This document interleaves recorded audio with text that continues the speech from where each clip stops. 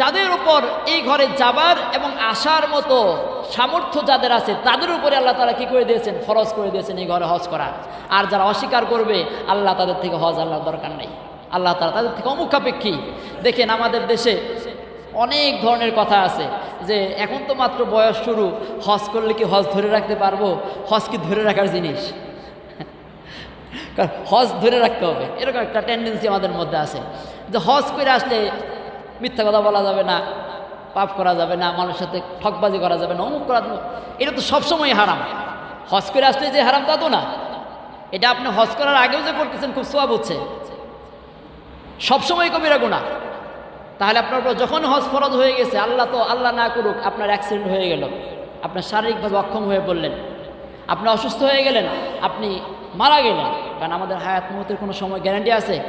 এই যে আপনার উপর হজ ফরজ ছিল, যেই দিন আপনার উপর থেকে এই